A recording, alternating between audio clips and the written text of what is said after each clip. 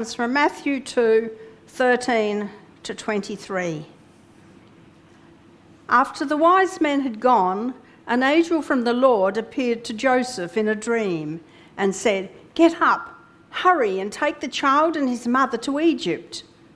Stay there until I tell you to return, because Herod is looking for the child and wants to kill him."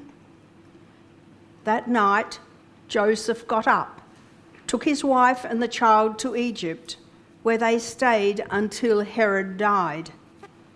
So the Lord's promise came true, just as the prophet had said, "I called my son out of Egypt." When Herod found out that the wise men from the east had tricked him, he was very angry. He gave orders for his men to kill all the boys who lived in or near Bethlehem and were 2 years old and younger. This was based on what he had learnt from the wise men. So the Lord's promise came true, just as the prophet Jeremiah had said. In Ramah, a voice was heard crying and weeping loudly.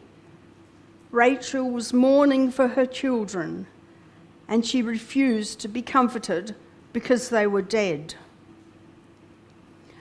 After Herod died, an angel from the Lord appeared in a dream to Joseph while he was still in Egypt. The angel said, "Get up and take the child and his mother back to Israel. The people who wanted to kill him are now dead." Joseph got up and left with them for Israel. But when he heard that Herod's son Archelaus was now ruler of Judea, he was afraid to go there. Then, in a dream, he was told to go to Galilee, and they went to live there in the town of Nazareth. So the Lord's promise came true, just as the prophet had said, "He will be called a Nazarene."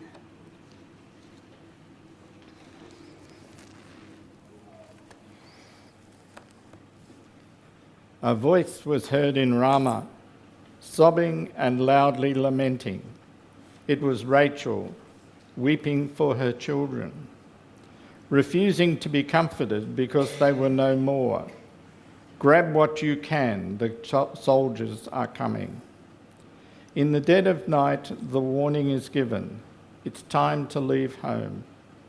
Your land, your possessions, all that you know and all that you cherish, to flee for your life and the life of your children. Mary and Joseph, together with Jesus, travelled the path of so many before, across open fields and fast-flowing rivers, tramping the hills and dry barren deserts, hiding in forests, camping by roadsides. Eyes always searching and ears straining to hear the marching of feet and the rumble of tanks, the crack of guns and the whistle of bullets, running and hiding, jumping in ditches, the modern-day Herods chasing behind. And so it goes on. From one generation to another, old folks and babies, strong men and children, women with burdens strapped to their backs, streams of them fleeing, seeking refuge, a place to be safe, to live and to let live. Who will give sanctuary? Where is their Egypt? John Dowie is a writer, an actor, a performer, and he wrote a monologue called "Jesus, My Boy," and it's from the perspective of the father, Joseph. He tells the story of the nativity and the life of Jesus from the point of view of a working-class fellow who happens to be the father of Jesus, as well as a poor Jew living under Roman occupation. And so he tells the story. 3 wise men? Don't make me laugh. For a start, they believe in astrology. Now, I've nothing against any belief system if it works for you. Fine, if it's just that astrology, I don't feel the sympathy with it. And when I try to explain that to people who do, they just laugh and say, that's because you're a Capricornian. 3 wise men. They come into a cave where there's a newborn baby, an exhausted young mother, a father who's a drained emotional wreck, and they say, we have seen a star in the sky. So, it's night. The star has led us here that we might worship this baby and bring him gifts of gold, frankincense and myrrh. You couldn't find a rattle, something a baby might actually like? For it is written in the stars that this baby will be king of all the Jews, as we said to Herod. Herod? You said this to Herod? Yes. Herod? Herod, the king of the Jews, Herod? Yes. You told the old king of the Jews that a new king of the Jews had been born, did you? Yes. And you call yourselves wise men? Yes. So what did the old king of the Jews have to say about the new king of the Jews? He said, go and find this baby and tell me where he is so that I might worship him also. Nice man. He's Sagittarius, you know. And so we had to run away to Egypt. We hid there for 3 years before returning to Nazareth. You know, on the TV, they say, thus far, the story thus far. Well, we know the story thus far. We've had it over the weeks of Advent. A baby's born. The wise men, so-called kings, come and they worship and they bring their gifts, acknowledging that this new baby was a king. And then, of course, Herod becomes frightened that this king might replace him, so he orders the killing of the babies. We now call that the slaughter of the innocents, and so it goes on. And we come to this story in Matthew today about them going off to Egypt. Now, this is not something new in the scriptures, is it? About people fleeing for their lives. And I would argue that Matthew is the most Jewish of all the Gospels. There are so many parallels between Matthew's Gospel and what we call the Old Testament or the Hebrew Scripture. For example, the telling of the story of the Sermon on the Mount parallels the receiving of the Decalogue or the Ten Commandments by Moses on Mount Sinai. So you can see a parallel that Jesus is up the mountain when he gives the new Decalogue or the new commandments, the Beatitudes. The killing of the children that Herod started, again, Moses was saved and rescued, just as Jesus and his family flee to be saved. Now, I love the story of the saving of Moses. You know who it was? It was the midwives. And those of you who watch the midwives know how important they are in bringing about some wonderful miracles of birth. Well, they saved little Moses because they argued with Pharaoh. Well, of course, you know, Hebrew women actually give birth very quickly. And so we can't actually stop them giving birth and so on and so forth. So that they argued that they were able to save little Moses because of that, which of course was pretty thin in the terms of truth.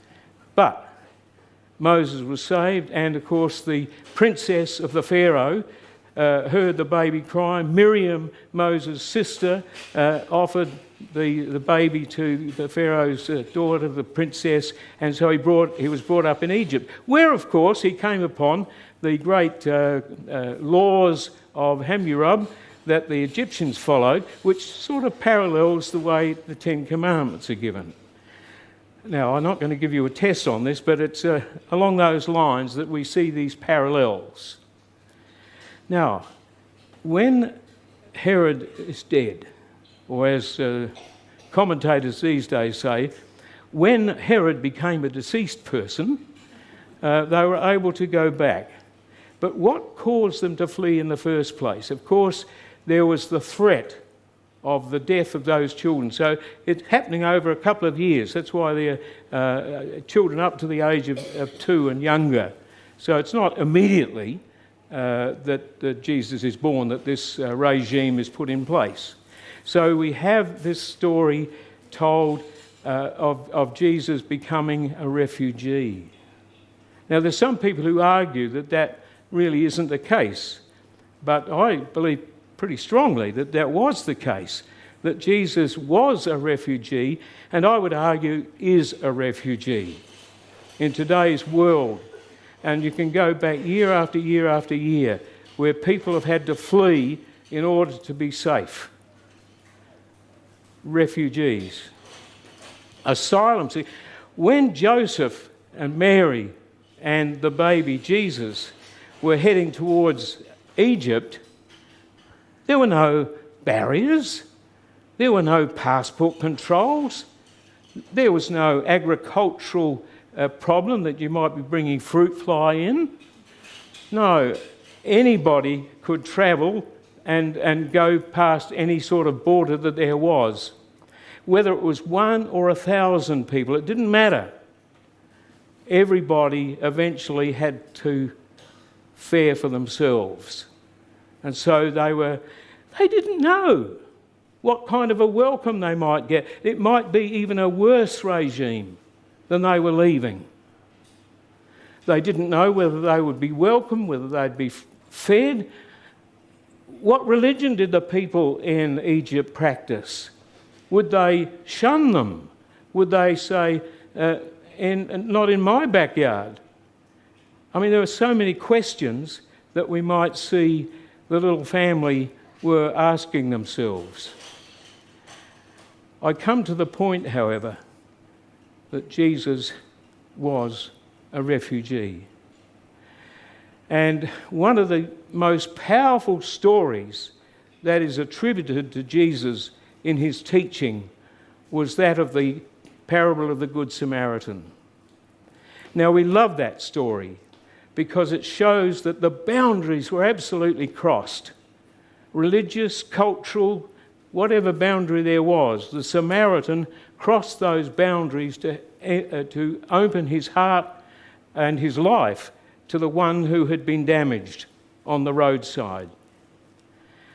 And one of the most telling parts of that story is at the end, where Jesus says to the man who asked him the question, "Oh, hang on, who is my neighbour?"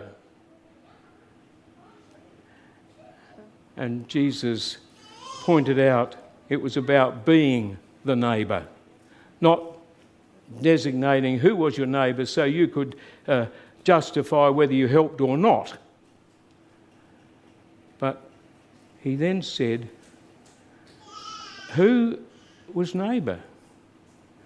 And of course, it was obvious. It was the Samaritan. And then comes the punchline, which rings down truly through the ages to us. Go and do likewise. Go and do likewise.